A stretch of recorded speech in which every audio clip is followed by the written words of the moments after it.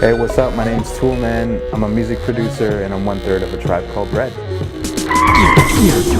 Gear Tour. What's here is pretty much what I use all the time. I have a turntable here that I use for sampling records or scratching. I also use a MIDI controller here and an Axiom 49. I use that just basically for anything MIDI related. I have some preamps that I use here. There's a Neve preamp clone, I guess you can say, cheaper version of a Neve I use for like fattening up sounds or vocals or anything that I want warm.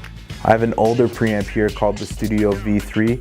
It's done by Art. It's probably like 8 years old. It's the first preamp I ever bought and I always use it, and whatever I do I try to like incorporate it into stuff. I also have an old microphone that I use done by, it's a Rode mic. I'm not too sure what number it is. Every person I try to take it to, they're like, I don't know what mic that is. I also have a TM103 Neumann mic that I use for vocals.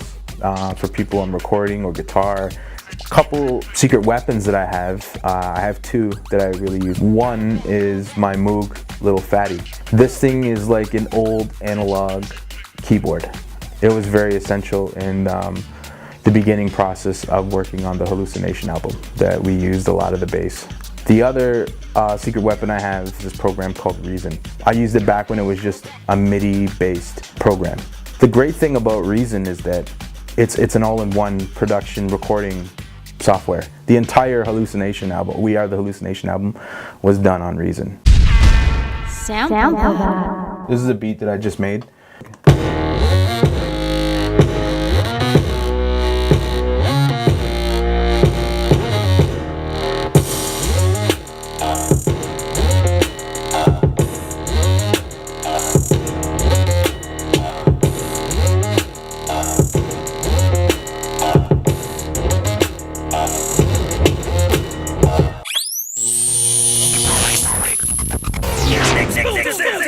What I did was basically I took one sound and I made copies of it.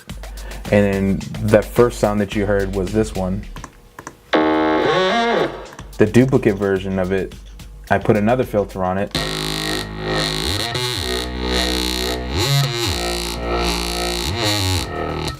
And then I went and I put a sub. I took out all the highs and I kept the lows and just kept that warm Moog sub bass feel to it.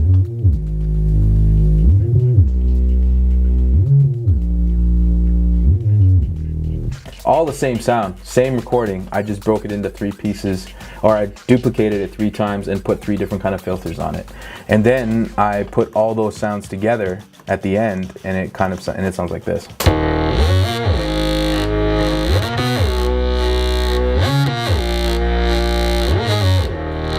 The last thing I did was I took a bell from the Moog.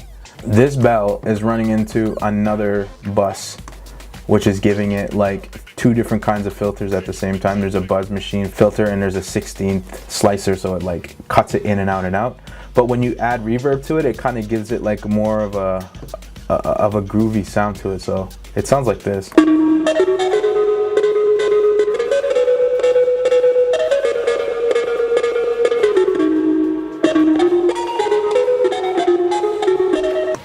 And then I figured I wanted some kind of change near the end.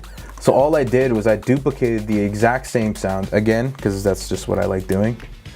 And I pitched up the octave 1 higher. These ones are all transposed to like -12. The original ones are all an entire octave lower.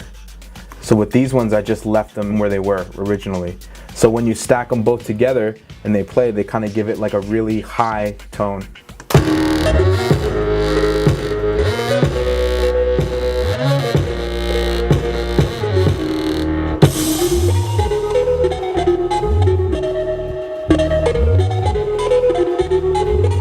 That's pretty much how it works. You know, throw some reverb, some compression, and structure it. Put donuts in it, in and out kind of thing, and then you got yourself a beat. You've been exposed. Digital drum. Digital. Hey, exposed. Yourself.